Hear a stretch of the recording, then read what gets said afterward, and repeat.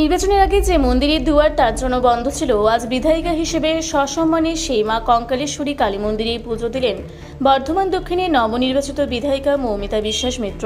প্রচারে বেরিয়ে কাঞ্চননগরীর এই ঐতিহ্যবাহী মন্দিরে আশীর্বাদ দিতে গিয়েছিলেন মৌমিতা বিশ্বাস মিশ্র, কিন্তু সেই সময় মন্দিরের দরজা তালাবন্ধ থাকায় ভেতর প্রবেশ করতে পারেননি তিনি।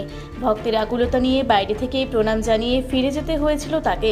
আজ ছবিটা ছিল সম্পূর্ণ ভিন্ন। বিধায়িকা নির্বাচিত হওয়ার পর বিপুল উৎসাহী দলীয় কর্মীদের সঙ্গে নিয়ে তিনি মন্দিরে প্রবেশ করেন এবং মায়ের পুজো দেন। মন্দিরে পুজোর পাশাপাশি মানবিক দিকটিও ফুটে ওঠে তার এই সফরে। কাঞ্চননগরের নবনীর বৃদ্ধাশ্রমে যান বিধায়িকা, সেখানে আবাসিক মা বাবাদের সাথে সময় কাটান, তাদের অভাব অভিযোগ শোনেন এবং ব্যক্তিগতভাবে কথা বলেন। বৃদ্ধাশ্রমের ভবিষ্যৎ নিয়ে দুশ্চিন্তা দূর করে তিনি জানান, এই প্রতিষ্ঠান যেভাবে চলছিল সেইভাবেই চলবে। প্রতিষ্ঠানটিকে আরও উন্নত করতে খুব শীঘ্রই পরিচালনা কমিটির সঙ্গে বিশেষ বৈঠকে বসবেন বলে আশ্বাস দিয়েছেন তিনি। এলাকায় উষ্ণ অভ্যর্থনা কাঞ্চননগরে বিধায়িকার উপস্থিতিকে কেন্দ্র করে উৎসবের মেজাজ তৈরি হয়। আশ্চর্যের বিষয় হলো, রাজনৈতিক ভেদাভেদ ভুলে এলাকার সাধারণ মানুষের পাশাপাশি বিজেপি কর্মীবৃন্দ বিধায়িকা মৌমিতা বিশ্বাস মিশ্রকে পুষ্পস্তবক ও ফুলের মালা দিয়ে সম্বর্ধনা জানান। ঘরের মেয়েকে কাছে পেয়ে স্থানীয় বাসিন্দাদের চোখে মুখে খুশির জেল্লা ছিল স্পষ্ট। এই আনন্দঘন মুহূর্তে উপস্থিত ছিলেন কার্যকর্তা কল্যাণ মাঝি, 5 নম্বর মণ্ডল সভাপতি শুভঙ্কর রায়, মণ্ডল সহ সভাপতি রাজু দাস, প্রাক্তন মণ্ডল সভাপতি বিনোদ প্যাটেল, শক্তিকেন্দ্র 24 নম্বর ওয়ার্ডের নির্মল বিশ্বাস সহ অন্যান্য নেতৃবৃন্দ।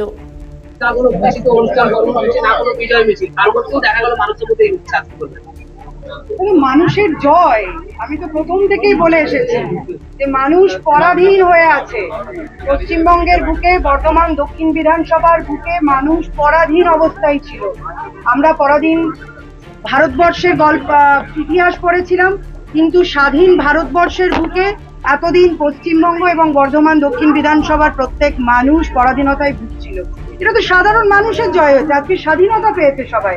তাই সবাই নিজে স্বইচ্ছেই, এটা কোনো রাজনৈতিক আজকে আমাদের কর্মসূচি নয়, রাজনৈতিক কোনো আমাদের এখানে রং নেই। এখানে শুধুমাত্র যে মন্দিরে আমাকে পুজো দিতে দেওয়া হয়নি, আমি সেই মন্দিরে পুজো দিয়ে সকলে রথতলা, কাঞ্চননগর সহ ভারতীয় জনতা পার্টির প্রত্যেক কর্মী সহ বর্ধমান দক্ষিণ বিধানসভার প্রত্যেক মানুষের মঙ্গল কামনা করে আমি আজকে মায়ের দরবার থেকে এখান থেকেই আমি শুরু করলাম। কারণ এই মন্দিরে তালা বন্ধ করে রাখা হয়েছিল, সেদিন আমার খুব কষ্ট হয়েছিল, আমার চোখ দিয়ে জল বেরিয়েছিল এবং আমার মনে হয়েছিল মায়ের চোখ দিয়েও জল বেরিয়েছে। তাই মাকে কথা দিলাম, তুমি আমাকে এভাবেই শক্তি দিও যেভাবে এতদিন দিয়েছো। আগামী দিনে কোনো মানুষ যেন তোমার দুয়ার থেকে এসে ফিরে না যায়, কোনোদিন যেন তোমার দুয়ারে এসে কাউকে তালা বন্ধ অবস্থায় দেখতে না হয় যে তুমি বন্দি আছো। তালা বন্ধ করে রাখা মাকে বন্দি করে রাখা হয়েছিল। তাই এই স্বাধীনতা আজকে সকলের সামনে এসেছে, সকলে পেয়েছে। মানুষ অতি উৎসাহিত হয়ে আবেগ প্রণোদিত হয়ে রাস্তায় এসেছে। আমি ভয় পাচ্ছিলাম, কতজন বয়স্ক মানুষ, মানে আমি নিজেই ভাবছিলাম যে কিছু যেন হয়ে না যায়, এত মানুষের ঢল। তাহলে বুঝতে পারছেন তো যে আপনারা কি অবস্থায়, কি পরিস্থিতিতে মানুষ এতদিন ছিল। এই পরিস্থিতি মানুষ কোনোদিন চায়নি। আগামী দিন খুব ভালো দিন আসতে চলেছে। ভারতীয় জনতা পার্টির সরকার এসেছে, তার মানে সাধারণ মানুষ, অতি সাধারণ মানুষের সরকার। আপনারা জানেন যশস্বী প্রধানমন্ত্রী নরেন্দ্র মোদীজি অত্যন্ত দরিদ্র পরিবার থেকে উঠায়।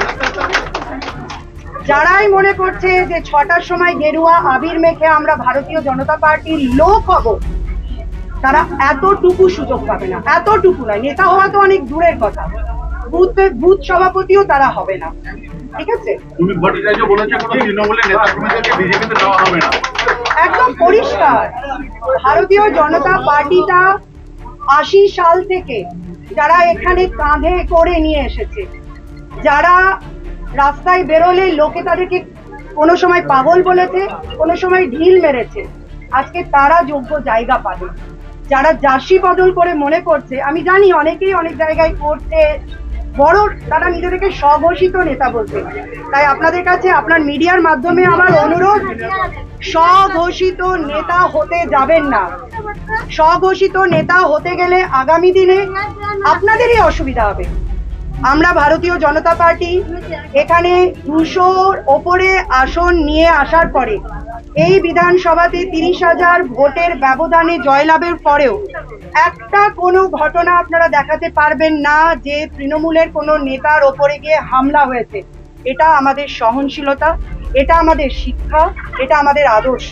কিন্তু তার মানে এটা নয় যে আপনারা স্বঘোষিত নিজেদেরকে নেতা বলে রাস্তায় নামবেন। সেটা অনুরোধ করবেন না। যদি করেন তাহলে আমাকে আইনি পদক্ষেপ নিতে হবে। সূত্র কোনো এসব ভুল। অনেকেই বলেছিলেন যে মোদিজির সঙ্গে দিদির সেটিং আছে, আজকে প্রমাণ হয়ে গেছে। তো ভারতীয় জনতা পার্টি দখলদারিতে বিশ্বাস করে না, আমরা গণতন্ত্রকে বিশ্বাস করি। গণতন্ত্রকে সম্মান দিয়ে, সংবিধানকে সম্মান দিয়ে মানুষের আশীর্বাদে আমরা এসেছি। তাই এই ধরনের কথা আপনারা মিডিয়ার কাছে আপনাদের আসতে পারে, কিন্তু এই সমস্ত কথার কোনো গুরুত্ব আমাদের কাছে নেই। আজকে এখানে একটা সময় শান্তময় পরিস্থিতি এসেছিল, মানুষ কথা বলতে পারছিল না। আজকে সেই স্বাধীনতা দেখা যাচ্ছে এই 24 মাঠে। কি বলবেন? দেখুন, বিশ্ব রাজনীতির ইতিহাসে অত্যাচার শেষ কথা বলে না, পৃথিবীর কোনো ইতিহাসে অত্যাচার শেষ কথা বলে না। সেই হিসাবেই আমাদের এই 23 নম্বর ওয়ার্ডে যিনি এই এলাকা বেতাজ বাদশা ভাবতেন, সেই অত্যাচারের প্রতিভূ খোকন দাসের দুর্গের পতন হয়েছে। ইতিহাসে বাস্তির দুর্গের পতনের মতো পশ্চিমবাংলা মমতা ব্যানার্জির যে দুর্গ, তার সাথে সাথে খোকন দাসের দুর্গ ধূলিসাৎ হয়ে পড়েছে এবং হাজার হাজার সাধারণ মানুষ আজকে বিজেপির মিছিলে উল্লাসের সঙ্গে অংশগ্রহণ করছেন। তাই ইতিহাস থেকে শিক্ষা নিতে হবে। যারা নিজেদেরকে অহংকারী মানুষের যে দর্প চূর্ণ করে, এবং আমরা ইতিহাসে বারে বারে দেখেছি তারই অঙ্গ হিসাবে। এবং দেখবেন অতি সম্প্রতি বর্তমানে যিনি নিজেকে বেতাজ বাদশা ভাবতেন খোকন দাস, সেই খোকন দাস নিজেকে বিজেপি নেতা হিসাবে প্রস্তাব নিয়েছে। প্রতিটা মানুষ তোলাবাজি এবং কাটমানির হিসাব নেবে। এই হিসাব থেকে আপনি বাঁচতে পারবেন না। আগামী দিনে মানুষ প্রতিটি অন্যায়ের হিসাব আপনার থেকে নেবে। সেজন্য মানুষ পূর্ব বর্ধমান থেকে দেবাশিস ঘোষের সঙ্গে কুহেলি নস্করের রিপোর্ট, রূপসী বাংলা মিডিয়া।